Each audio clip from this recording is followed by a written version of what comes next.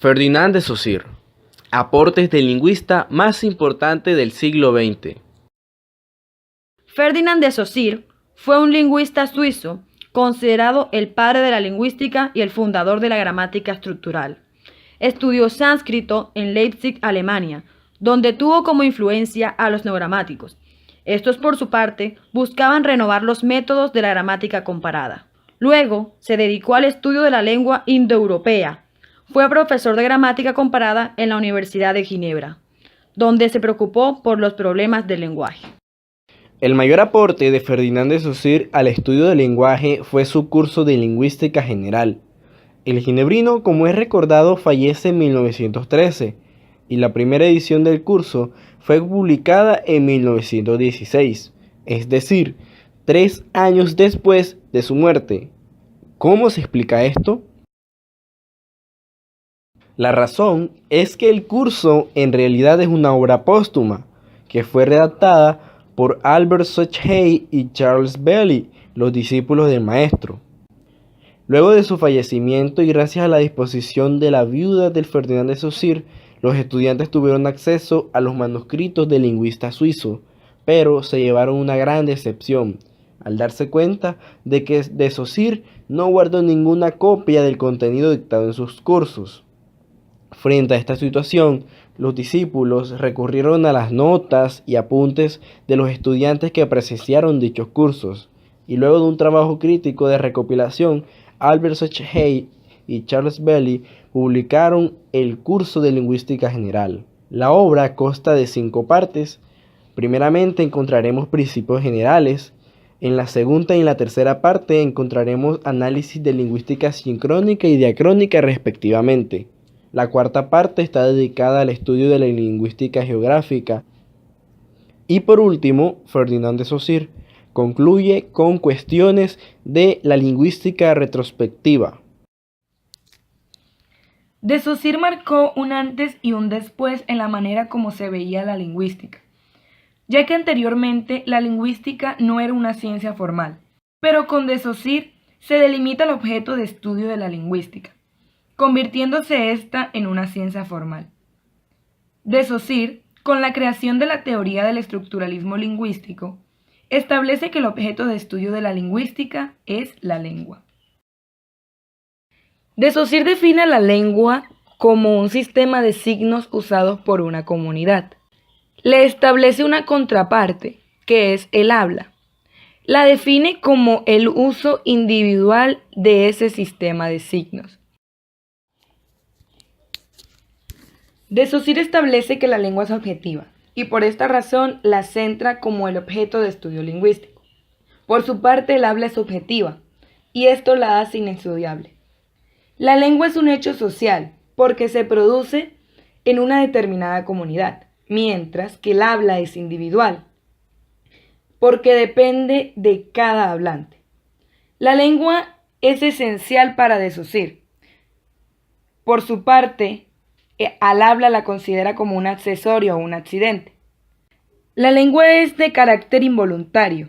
Esto se explica porque este proceso no va ligado a una estructura mental de la cual el usuario cada vez que emite signos lingüísticos hace uso, mientras que el habla es voluntaria, ya que el hablante decide usarla o no. Por otra parte, la lengua es externa al sujeto, mientras que el habla es propio del sujeto. La lengua está establecida, es decir, no cambia, mientras que el habla varía conforme al sujeto. Por último, la lengua es un acto pasivo, mientras que el habla es activa. Sobre el signo lingüístico. Ferdinand de Saussure define el signo lingüístico como una entidad con 2 caras, es decir, la unión entre un concepto o idea significante y una imagen acústica significado. Por ejemplo, los sonidos árbol son el significante y la idea que la persona tenga del árbol es el significado. Cabe resaltar que la imagen acústica no es el sonido, sino la representación mental de la cadena de sonidos que corresponde a un determinado concepto. Para ser más específico, el significado es la representación psíquica, es decir, la idea individual que la persona tenga del árbol. Y el significante es la parte material del signo, o sea, el sonido o la letra. Otra dualidad que es planteada en el curso es la de diacronía-sincronía, o en su defecto, lingüística diacrónica y lingüística sincrónica. La lingüística sincrónica estudia el funcionamiento y la constitución del lenguaje en un determinado momento histórico. Por otro lado, la lingüística diacrónica estudia la evolución del lenguaje a lo largo de la historia. De Saussure sitúa su estudio del lenguaje en la sincronía, argumentando que el lenguaje es un sistema de valores que solo está determinado por los acuerdos existentes en un momento dado. Avanzando en el curso de Saussure, podemos encontrar que se establecen unas relaciones entre los signos lingüísticos de una lengua.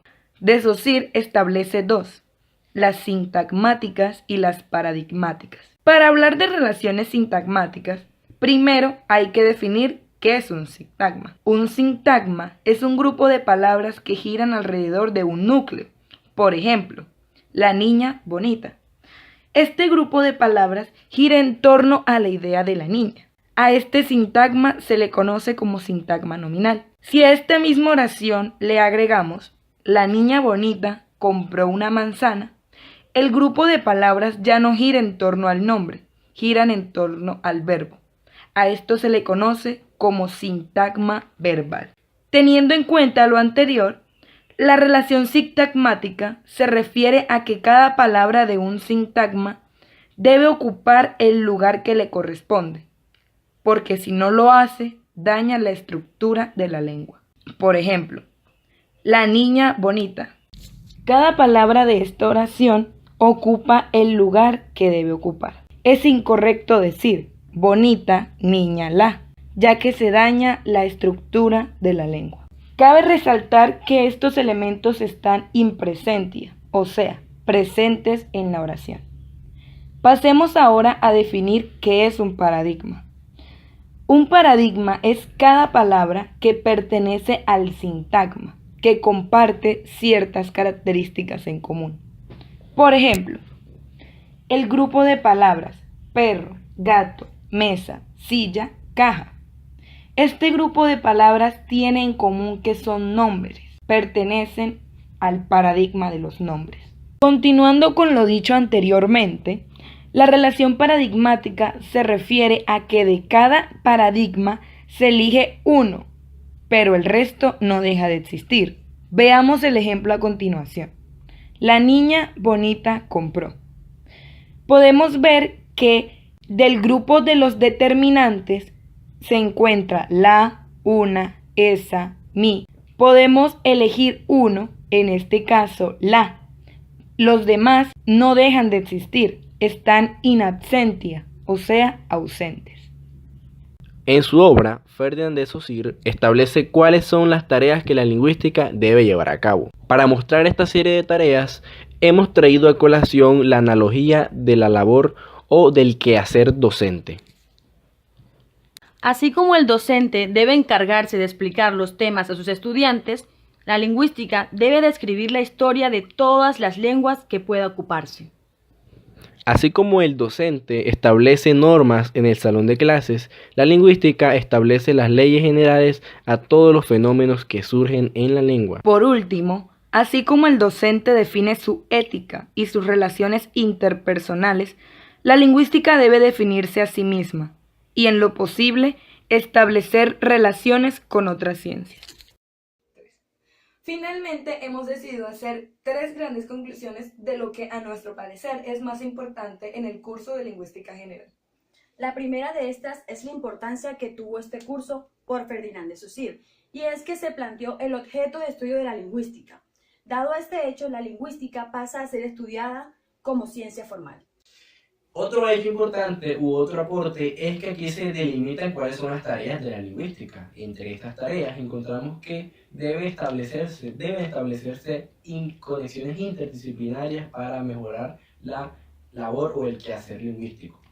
Finalmente, este estudio no termina aquí, ya que con el nacimiento de las distintas escuelas estructuralistas, como la de Escuela de Ginebra, la Escuela de Copenhague y el Círculo Lingüístico de Praga, estos estudios se han ido reafirmando a través del tiempo.